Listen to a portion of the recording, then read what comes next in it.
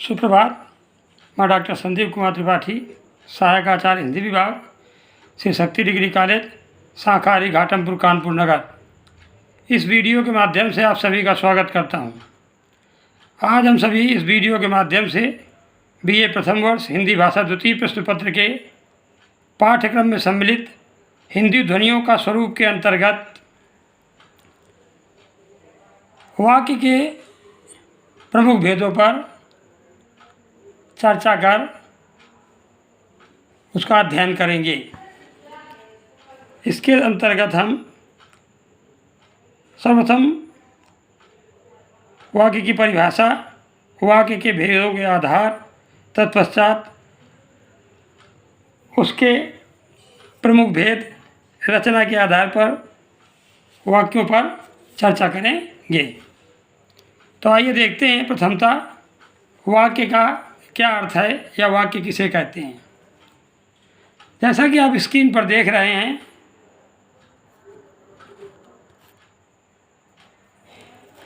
तो वहाँ आपको रचना के आधार पर वाक्य के भेद लिखे हुए हैं, लेकिन इसका जो मूल है कि वाक्य किसे कहते हैं, तो आइए जानते हैं। सार्थक शब्दों का ऐसा समूह जो वक्ता के कथन को पूरी तरह व्यक्त करने में समर्थ होता है, उसे हम वाक्य कहते हैं। वस्तुतः वाक्य के जो भेद हैं वो दो आधारों पर किए गए हैं या किए जा सकते हैं। इसके अंतर्गत पहला है रचना के आधार पर वाक्य भेद और दूसरा है अर्थ के आधार पर वाक्य भेद। आज हम इस वीडियो के माध्यम से रचना के आधार पर वाक्य के भेदों पर चर्चा करेंगे। तो देखते हैं रचना के आधार पर वाक्य के कितने भेद होते हैं। तो मूल रूप से रचना के आधार पर वाक्य के 3 भेद होते हैं। पहला, जैसा कि स्क्रीन पर आपके दिख रहा, सरल या साधारण वाक्य। दूसरा है संयुक्त वाक्य और तीसरा है मिश्रित वाक्य। तो पहले सबसे हम जानते हैं कि वास्तव में सरल वाक्य किसे कहते हैं। सरल वाक्य को हम साधारण वाक्य भी कहते हैं। वस्तुतः जिस वाक्य में केवल एक ही उद्देश्य, इसे अंग्रेजी में हम सब्जेक्ट कहते हैं, और एक ही विधेय होता है, उसे सरल वाक्य कहते हैं। ऐसे वाक्यों में एक ही समापिका क्रिया, यानी अंग्रेजी में जिसे हम फिनिट वर्ब कहते हैं, रहती है। अब यहाँ एक चीज़ है कि उद्देश्य किसे कहते हैं, और दूसरी चीज़ है विधेय किसे कहते हैं, और तीसरी चीज़ इसमें समापिका क्रिया क्या होती है। समापिका क्रिया तो खैर सीधे सीधे समझ में आ रहा है, जिसके माध्यम से क्रिया की संपन्नता की सूचना मिले या जिसके द्वारा कार्य समाप्त होने की सूचना मिले, उसे समापिका क्रिया कहा जाता है। लेकिन वाक्य में उद्देश्य से आप क्या समझते हैं।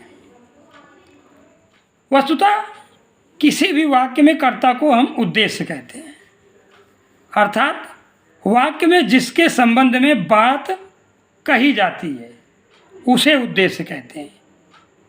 यदि या एक चीज़ और भी ये देखने लायक है कि यदि कर्ता अर्थात उद्देश्य के साथ कोई विशेषण शब्द प्रयुक्त होता है, तो उस विशेषण को हम कर्ता का विस्तारक मानते हैं, या उसे हम कर्ता का विस्तारक कह सकते हैं या कहा जाता है।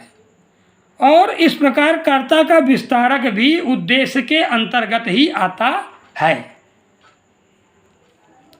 लेकिन यहाँ पर केवल बात चल रही है जिस वाक्य में केवल एक ही उद्देश्य यानी कर्ता, सिर्फ एक कर्ता और एक विधेय यानी प्रेडिकेट होता है, उसे सरल वाक्य कहते हैं।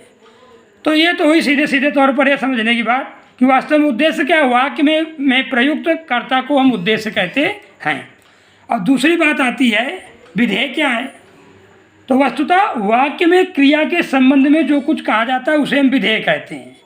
कुल मिलाकर आप ये कह सकते हैं कि वाक्य में कर्ता के अलावा जो भी हिस्सा होता है उसे हम विधेय कहते हैं। अब इसके अंतर्गत क्रिया, क्रिया का विस्तारक, कर्म, कर्म का विस्तारक तथा पूरक और पूरक का विस्तारक शामिल हो जाते हैं। लेकिन सामान्य तौर पर हम यह समझने का प्रयास करते हैं कि वास्तव में वाक्य में कर्ता अर्थात उद्देश्य के अतिरिक्त वाक्य का जो अंश या हिस्सा होता है उसे हम विधेय कहते हैं। अब इसके बाद साधारण सी बात आती है समापिका क्रिया की। समापिका क्रिया का मतलब फिनिट वर्ब। तो समापिका क्रिया अर्थात जिससे किसी कार्य के समाप्त होने की सूचना मिलती है उसे हम समापिका क्रिया कहते हैं। तो आइए उदाहरण के द्वारा हम समझते हैं कि वास्तव में सरल वाक्य या साधारण वाक्य क्या है और उसमें उद्देश्य, विधेय तथा समापिका क्रिया का प्रयोग किस प्रकार होता है। पहला उदाहरण है, राम ने पुस्तक पढ़ी। तो यहाँ में देख सकते हैं कि यह एक सरल वाक्य का उदाहरण है और सरल वाक्य में क्या होना चाहिए, एक कर्ता के रूप में उद्देश्य, शेष उसमें होगा विधेय और अंततोगत्ता उसमें समापिका क्रिया भी एक ही होगी। जैसे इसमें राम कर्ता के रूप में प्रयोग किया गया तो राम हो गया उद्देश्य। अब पुस्तक पढ़ने की बात आती है तो पुस्तक पढ़ी, ये पूरा हो गया विधेय। अब पढ़ी जो है वो समापिका क्रिया हो गई। एक्चुअल में पुस्तक पढ़ी पूरा विधेय के अंतर्गत आएगा, लेकिन पढ़ी जो है वो समापिका क्रिया इसके अंतर्गत आएगी। तो राम ने पुस्तक पढ़ी, वाक्य में राम कर्ता अर्थात उद्देश्य है और पुस्तक पढ़ी का जो हिस्सा है वो विधेय है जिसमें पढ़ी समापिका क्रिया है। इसी प्रकार दूसरा उदाहरण, सीता ने काम कर लिया तो सीता कर्ता अर्थात सब्जेक्ट यानी उद्देश्य है और काम कर लिया। ये क्या है, ये है उसके अंदर प्रेडिकेट अर्थात उद्देश्य।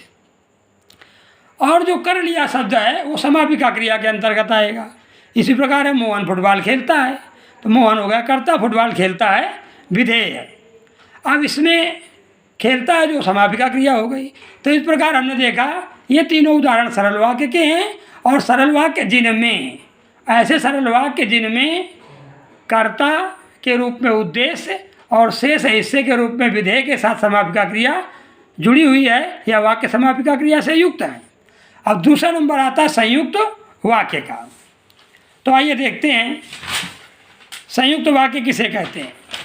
तो जिस वाक्य में दो या दो से अधिक साधारण या मिश्रित वाक्यों का मेल संयोजक अव्ययों के द्वारा इस प्रकार किया जाता है कि वे एक दूसरे पर आश्रित नहीं होते या आश्रित न दिखाई पड़े, उसे संयुक्त वाक्य कहा जाता है। जैसे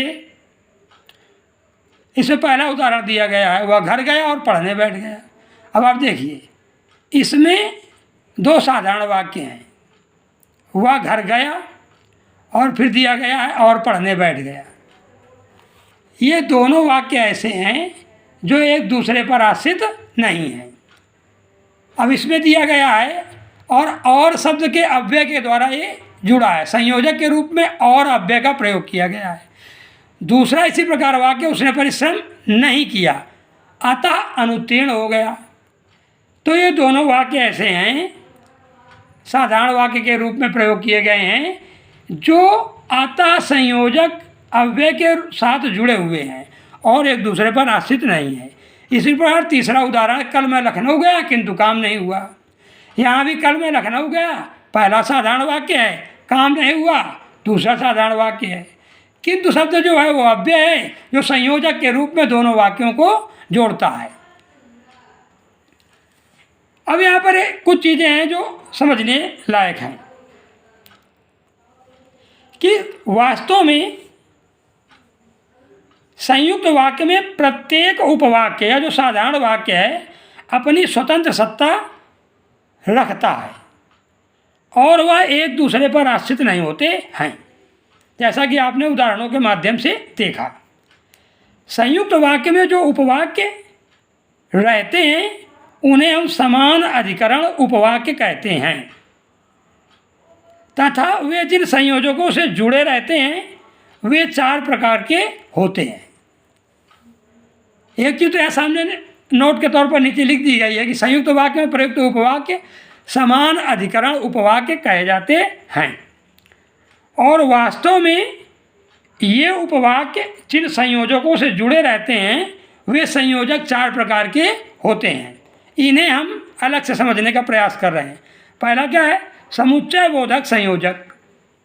जो समुच्चय बोधक संयोजक होते हैं ये कौन से हैं, और तथा एवं, ये तीन शब्द हैं जो समुच्चय बोधक संयोजक का काम करते हैं। और तथा एवं, जैसे इसमें पहले उदाहरण पर संयोजक समुच्चय बोधक संयोजक का प्रयोग किया गया, वह घर गया और एवं तथा ये समुच्चय बोधक संयोजक होते, तो इसमें समुच्चय बोधक संयोजक है। दूसरा है विरुद्धतावाचक संयोजक, ये है पर, परंतु, किंतु, लेकिन। ये जो उदाहरण दिए गए इसमें नीचे दिया, कल मैं लखनऊ गया किंतु काम नहीं हुआ, तो इसमें जो किंतु संयोजक है वो विरुद्धतावाचक है, यानी कल मैं लखनऊ गया किंतु काम नहीं हुआ, यह विरोध बता रहा, निगेटिविटी दर्शाता है। तीसरा है विकल्प सूचक संयोजक या अथवा, वो इन उदाहरणों प्रयुक्त नहीं है। जैसे तुम कानपुर जाओ या फिर मैं ही चला जाऊं, तो यह विकल्प सूचक संयोजक है, यानी विकल्प के तौर पर मैं जा सकता हूँ। चौथा परिणाम सूचक संयोजक, अतः, अतएव, इसलिए। जैसा कि इसमें बीच में संयोजक का प्रयोग किया गया, अतः शब्द का जो संयोजक अव्यय के रूप में है वो अतः है, और अतः जो है ये परिणाम सूचक है, यानी उसने परिश्रम नहीं किया तो इसका परिणाम ये हुआ कि वह अनुत्तीर्ण हो गया। तो इस प्रकार हम देखते हैं कि समान अधिकरण उपवाक्य के अंतर्गत जिन संयोजकों के प्रकार की चर्चा की जा रही वो 4 प्रकार के हैं। नंबर 1 समुच्चय बोधक, दूसरा विरुद्धतावाचक, तीसरा विकल्प सूचक और चौथा परिणाम सूचक। इन संयोजकों के प्रयोग से जिन वाक्यों का निर्माण होता है वे संयुक्त वाक्य होते हैं। अब यहाँ बेसिक चीज़ ये है कि ये आप ध्यान रखिए कि ये 4 संयोजक, ये 4 प्रकार के संयोजक जिन वाक्यों में जुड़े होते हैं उनको हम संयुक्त वाक्य कहते हैं। अब तीसरा आता है मिश्रित वाक्य, जिस वाक्य में 2 या 2 से अधिक सरल वाक्य इस प्रकार जुड़े हों कि उनमें एक साधारण वाक्य हो और शेष आश्रित उपवाक्य, उसे मिश्रित वाक्य कहते हैं। यहाँ ध्यान देने योग्य है कि यहाँ पर 2 या 2 से अधिक सरल वाक्य होंगे, वो भी इस प्रकार जुड़े होंगे कि उनमें एक साधारण उपवाक्य होगा और शेष जो भी 1 या उससे अधिक उपवाक्य होंगे वो आश्रित कहे जाएंगे। ऐसे उपवाक्य या साधारण उपवाक्यों से मिले हुए वाक्य को मिश्रित उपवाक्य कहा जाता है।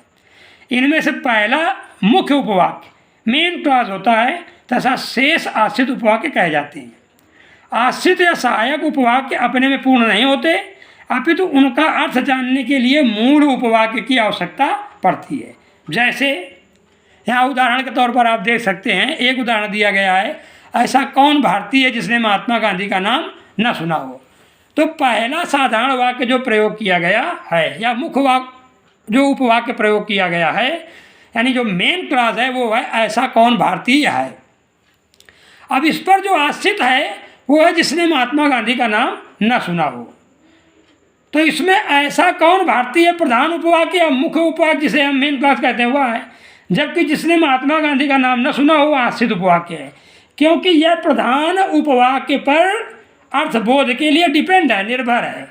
यहाँ दूसरे वाक्य का अर्थ प्रथम वाक्य के बिना व्यक्त नहीं हो पा रहा है, इसलिए यह मिश्रित वाक्य है। तो यह तो हुई रचना की दृष्टि से वाक्य के भेदों पर चर्चा।